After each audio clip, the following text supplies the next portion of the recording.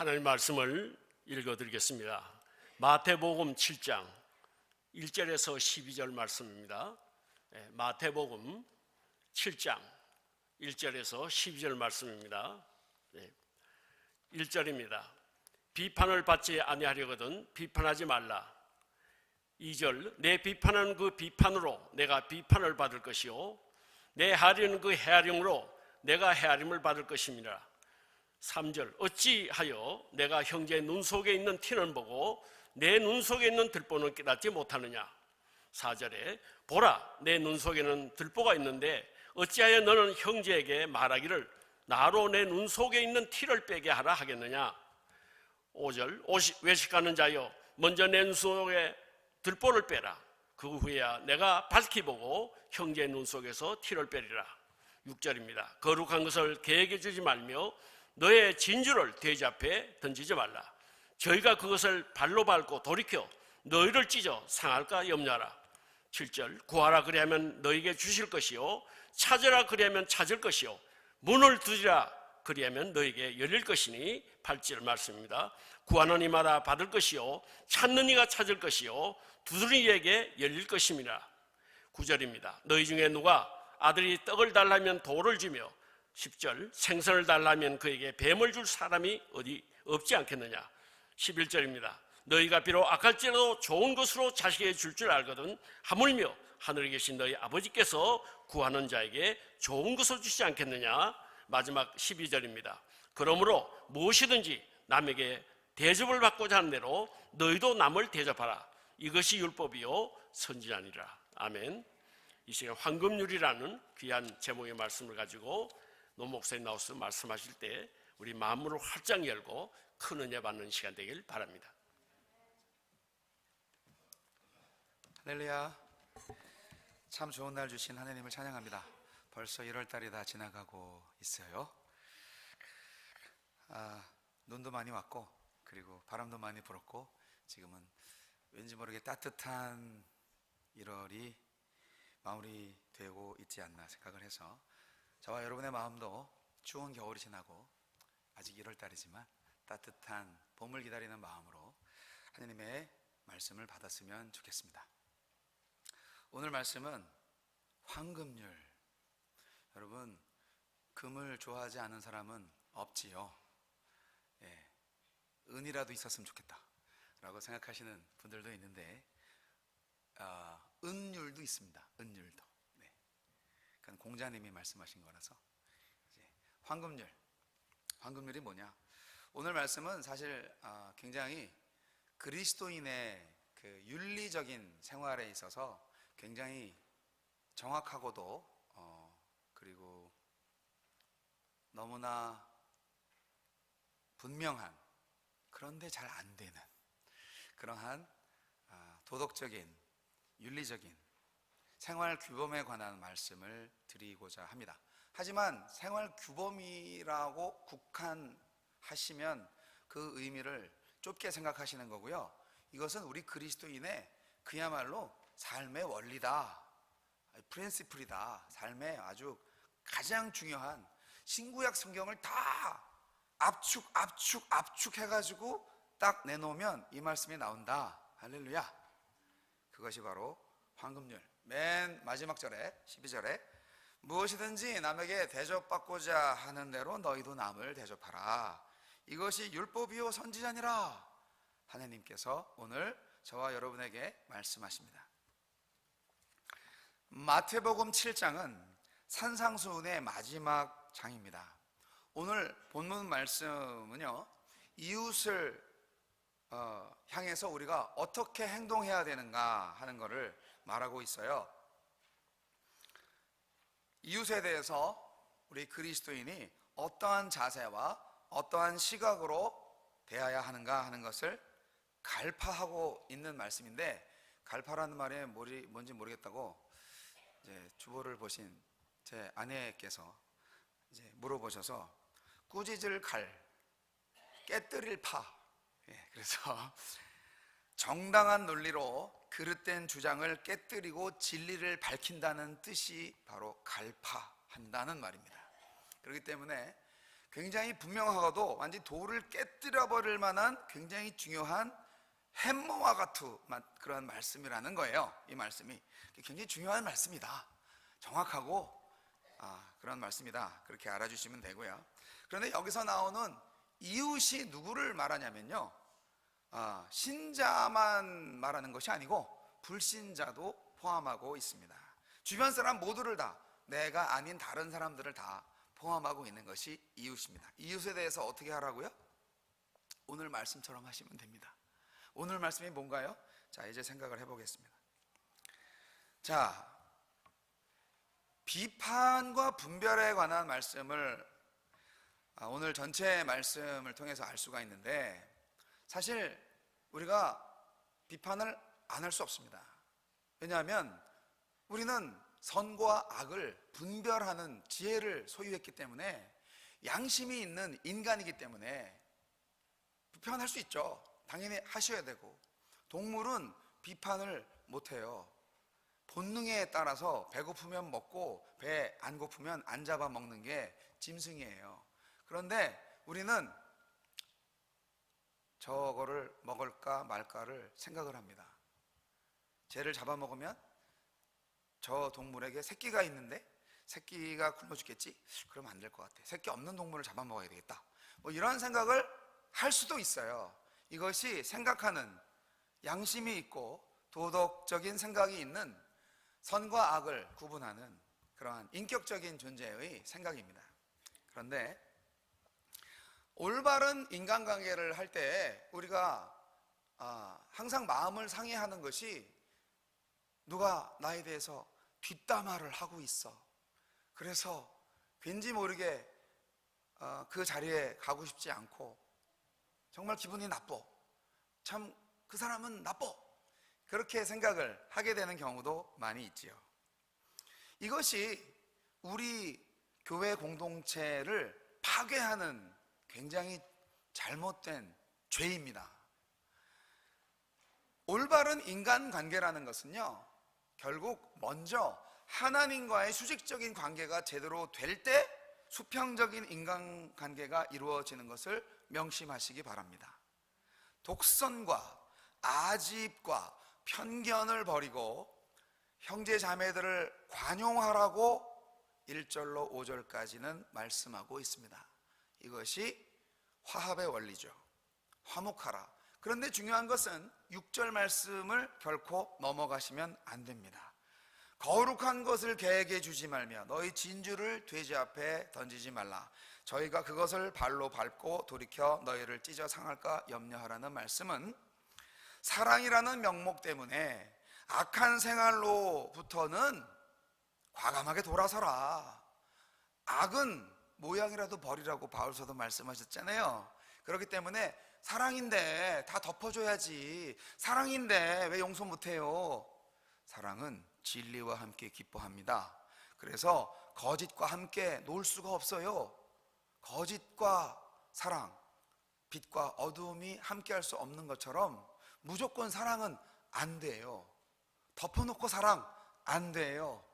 하나님께서는 거짓된 것에 대해서는 확실한 하나님의 기준을 말하기를 원하십니다.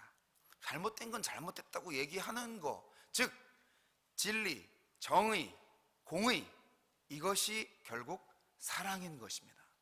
공의가 사랑이고 사랑이 공의예요.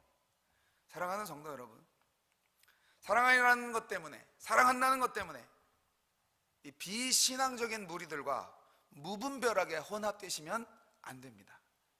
사랑하니까 비신자들도 사랑하니까 해야지, 봐줘야지, 덮어주고, 그러면 그게 돼지한테 진주를 던지는 것과 같다고 주님 말씀하시는 거예요.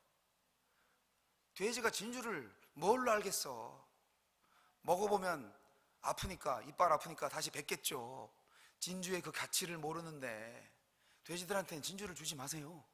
돼지한테는 그냥 돼지밥만 드리면 됩니다.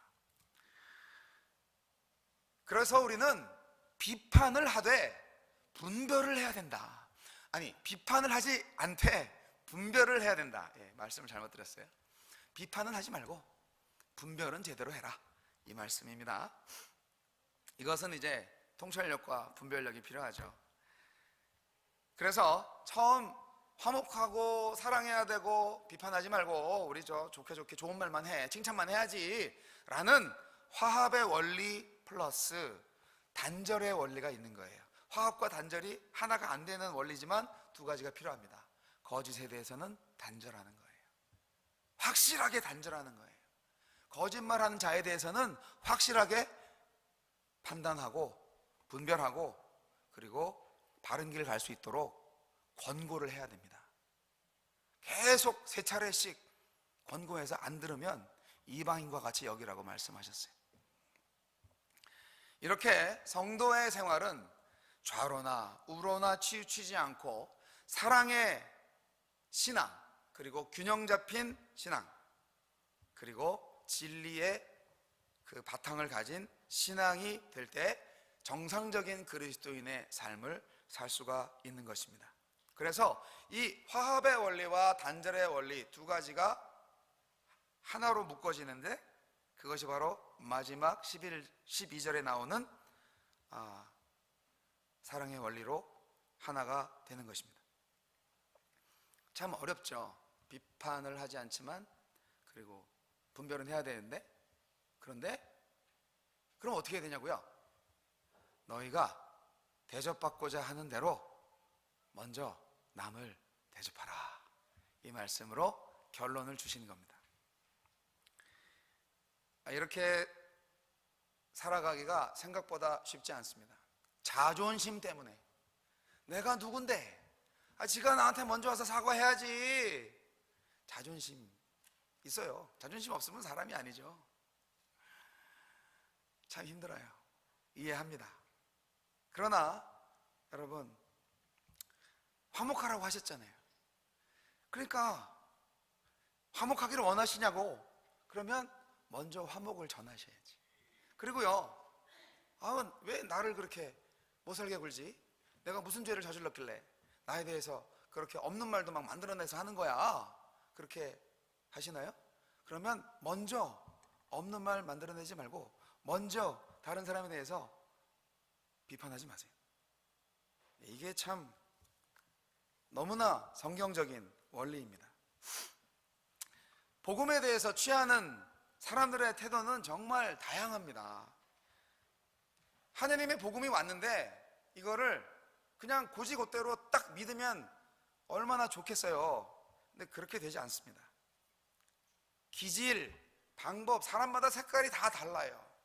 사투리 쓰는 사람들마다 다른 것처럼 이게 하나님께 기도하는 것이 다 달라요. 그래서 똑같은 방법대로 신앙생활을 할 수가 없어요. 그거를 서로가 이해해야 돼요. 상대방의 영적 상태, 처지에 따라서 좀 배려하는 마음이 필요하다 하는 것이 균형 잡힌 대인 관계와 융통성 있는 대인 관계의 원리입니다. 예수님도요, 아주 위선적인 바리새인들, 사도계파 사람들, 서기관들, 자기 의를 주장하는 그 사람들에 대해서는 정말 엄중하게 꾸짖으셨습니다. 이 독사의 XX라고까지 말씀을 하셨습니다. 그런데요, 사회적으로 멸시와 조롱의 대상이었던 세리와 또 나가요 하시는 그 직업에 계신 분들까지도 정말 너그럽게 은혜로운 메시지를 전해 주셨습니다. 예수님은 정말 세리와 죄인들의 친구다, 먹기를 탐하는 자다, 그렇게 바리새인들이 욕할 정도였어요. 사도 바울도 복음을 전할 때 참 어떤 사람은 참 받아들이고 어떤 사람은 안 받아들이네, 속 터져, 그런 생각을 하셨을 겁니다. BCD의 안디옥에서 전도할 때 유대인들한테 얼마나 핍박을 받았는지, 내 동족인데 그렇게 말을 못 알아들으시네. 그래서 너희들한테 못 알아들으니까 더 이상 말을 할 필요가 없어. 그래서 이방인에게로 다시 돌아가고자 하지 않았습니까? 하지만 마음속에는 그래도 여러 사람에게 여러 모양으로 복음이 전달돼야지, 어떻게든 복음이 전달되는 것이 하나님의 뜻이야, 그래서 누구든지 하느님의 복음을 듣고 구원을 얻기를 바라노라, 그러한 기도를 하시지 않았겠습니까? 여러분, 비판을 하는 거, 한마디로 얘기해서 이제 남 흉보는 거, 이거 우리 잘합니다. 이 정말 깨가 쏟아지는 그 사람들의 그 대화의 모임에 가보면 10중 8구 누군가를 열심히 이제 헐뜯고 있는 그런 내용인 경우가 많아요. 뭐가 그렇게 재밌어? 하면서 쫙 가서 들어보면은 열심히 누가 그랬대 하면서 그냥 아주 그냥 그렇게 말씀을 하시는 경우를 많이 봅니다. 그런 경험 없으신가요? 입 꼭 다물시고 그런 경험이 없으신 것처럼 표정을 지으시면 제가 모를까 봐요. 여러분, 비판을 받지 아니하려거든 이라고 주님이 지금 말씀하시는데, 이 비판하다라는 뜻이 뭐냐면 이 헬라어로 크리노라는 말, 정죄하다, 심판하다, 고소하다라는 말을, 그런 뜻을 갖고 있어요.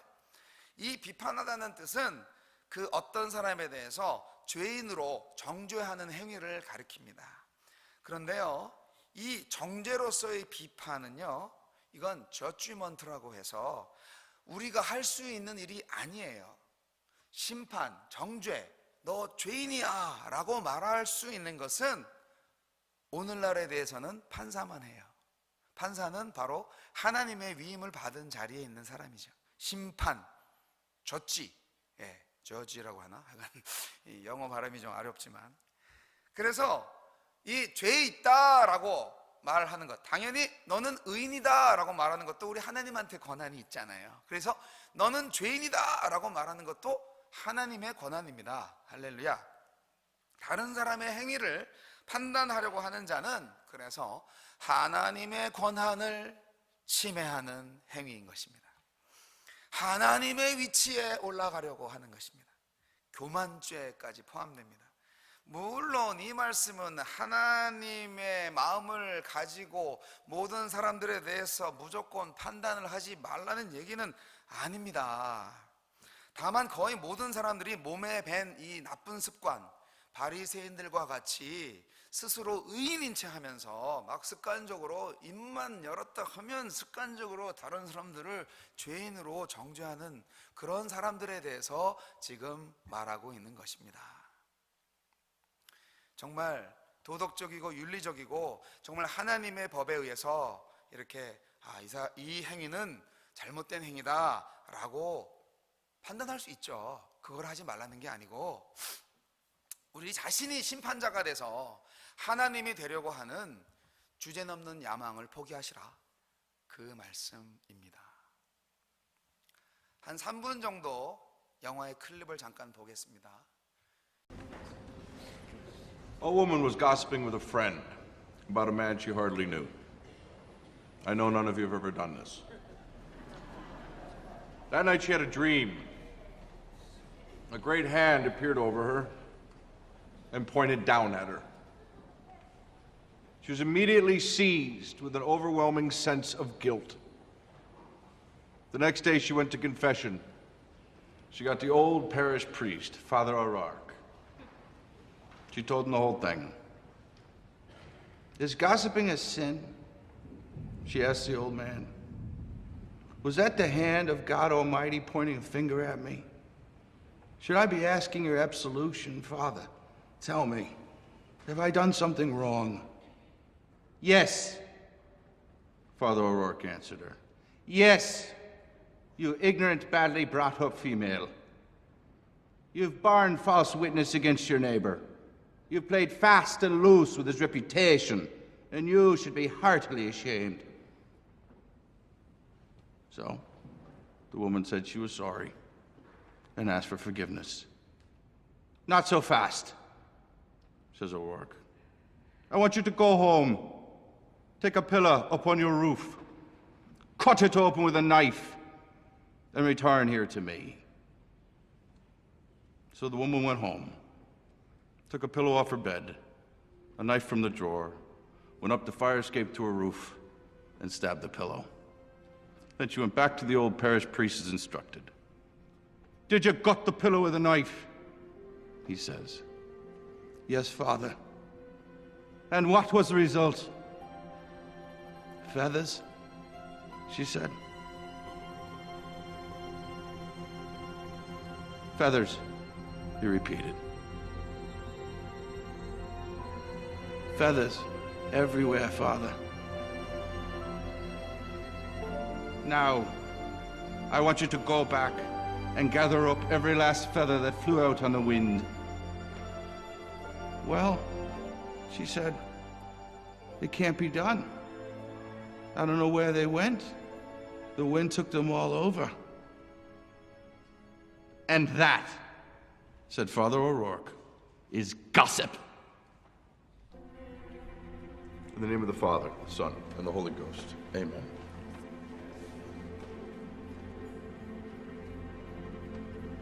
Please rise.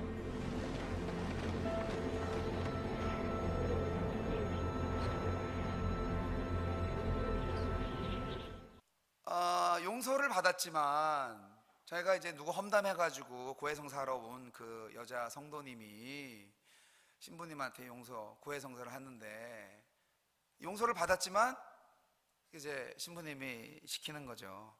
그 베개를 찢어서 하라고. 그 베개 속에 깃털이 다 날려버렸는데 그것을 다시 모아오라고 하셨는데 그거를 모아오지 못한 것이죠. 우리가 죄를 지었을 때 비록 죄를 용서받았다 할지라도 그 죄의 결과에 대해서는 감당할 수가 없습니다. 말이라는 게 그렇잖아요. 발 없는 말 천리 간다. 엎질러진 물을 담을 수가 있어요? 한 번 뱉은 말은 주워 담을 수가 없어요. 한 번 말을 할 때 조심하셔야 됩니다. 죄는 미워하고 사람은 미워하지 말라는 말이 있지 않습니까? 예수님도 죄는 죄대로 자신이 죄의 대속함을 위해서 십자가에 달려 대신 죽으심으로써 죄의 대가를 대신 치르셨습니다.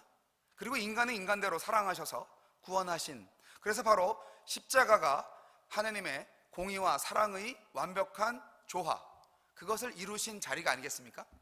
우리가 어떤 사실을 말할 때 사실에 대해서 그는 이러이러한 말을 했어, 그것이 사실이 아닌 것 같아, 너는 어떻게 생각하니?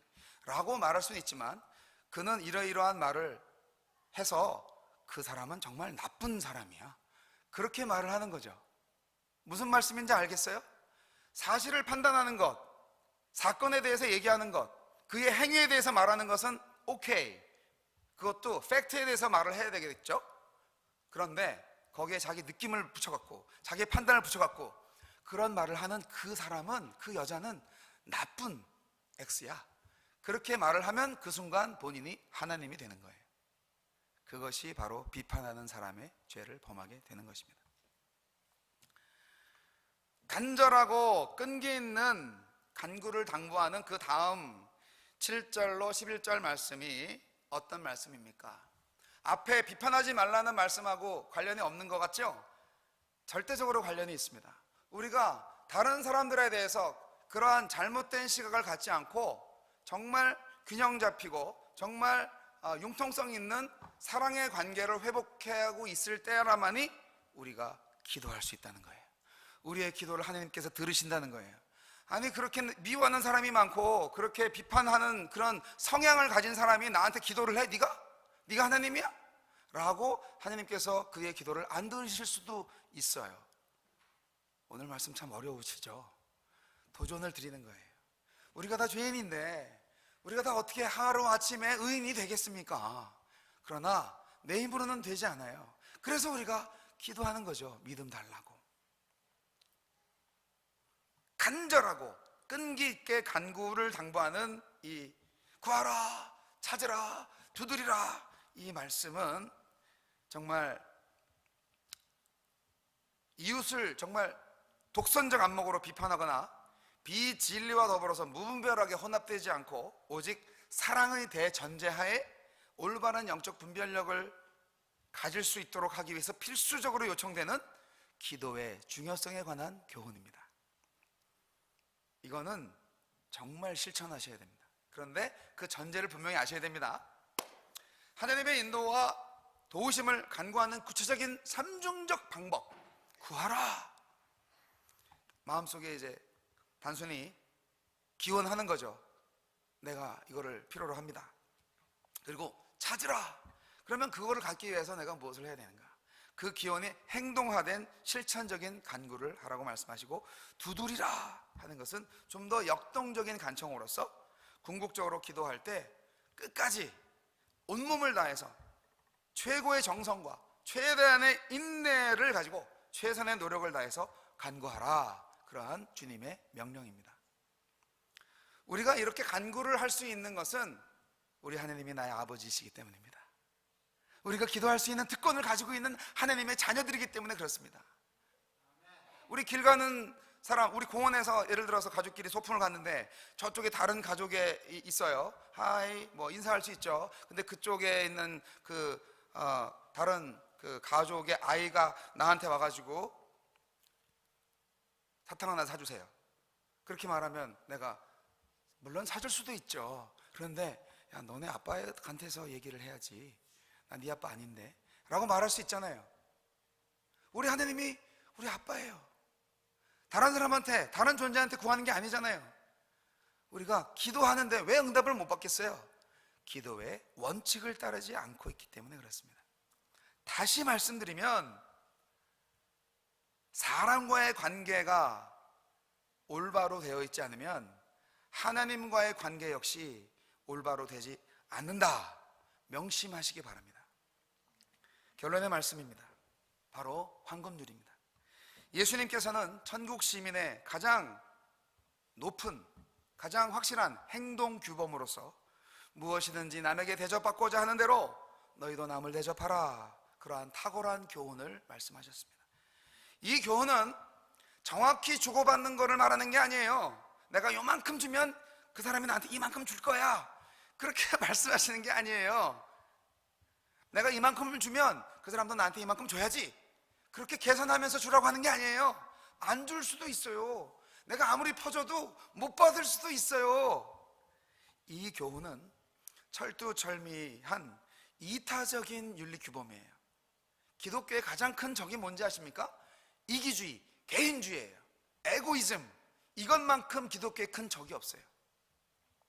본질적으로 이기적인 우리들한테 내가 남한테 기대하는 만큼 남도 나에게 기대하고 있다는 것을 알려주는 말씀이에요. 실로 우리의 욕구는 이웃의 욕구가 무엇인지 알게 하는 척도입니다. 내가 배고프면 저 사람도 배고프겠네. 내가 힘들면 저 사람도 힘들겠네. 그거잖아요. 내가 사랑을 받기를 원하면 저 사람도 사랑을 받기를 원하겠네. 그런데 내가 저 사람의 불행을 나의 행복으로 가져오는 이 망할 놈의 세상에서 여러분 그런 망할 놈의 자식처럼 살아야 되겠습니까? 그래서 경쟁사회가 너무 싫은 거예요. 그래서 희소가치를 향한 1등주의가 너무너무 싫은 거예요. 저는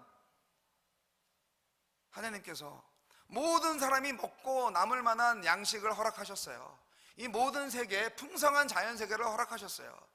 왜 그렇게 욕심을 가지고 모으고 또 모으는지 모르겠어요. 여러분, 자기 권리 주장만 앞세우지 말고 겸손하게 먼저 사랑하는 적극적인 이타주의를 실천하는 것이 바로 우리 그리스도인입니다. 예수님은 이 적극적인 이타주의, 소극적인 이타주의는 나는 아무것도 안 하는 개인주의와 같아요. 남한테 피해만 안 되면 되지. 그것도 아니에요. 주님께서 볼 때는 그것도 내 기준에 안 맞아. 적극적으로 너가 살아있는 이유가 뭔지 알아? 사랑하라고 살려준 거야. 주님 말씀하십니다. 사랑하지 않는 죄, 저와 여러분 안에 있는 죄입니다. 예수님은 이 적극적인 이타주의의 최고의 모범으로서 십자가의 희생을 감당하셨습니다. 예수님은 이 십자가의 희생을 통하여서 우리에게 몸으로 말씀하셨습니다. 내 이웃을 내 몸과 같이 사랑하라. 메아리의 교훈을 기억하십시오. 저 산 앞에서 뭔가 외치면 그대로 돌아오지 않습니까? 야, 이 망할 놈아. 그렇게 하면 이 망할 놈아 나한테. 여러분, 손가락질하면 하나는 상대방을 향해서, 하나는 하나님을 향해서, 세 개는 나를 향해서 손가락질하고 있지 않습니까?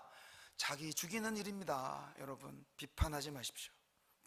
하나님의 판단으로 사랑하시기 바랍니다. 여러분 사랑받고 싶으십니까? 먼저 사랑하세요. 용서받고 싶으세요? 먼저 용서하세요. 비판받고 싶지 않으시죠? 절대 비판하지 마십시오. 축복받고 싶으십니까? 먼저 bless 하십시오. 우리는 축복의 사람들입니다. 우리는 하나님의 사람들입니다. 우리는 영원히 축복만 하는 사람들입니다. 이 지상에 살면서 하나님의 그 축복의 주체자, 사랑을 넘치도록 사랑받게 할 줄 모르는 사람, 그러한 예수로서 살아가는 공동체 하늘의 교회가 되시기를 주님의 이름으로 축원합니다. 기도하겠습니다. 좋으신 하나님, 은혜를 감사합니다. 우리의 모든 삶이 주님의 손에 있음을 고백합니다.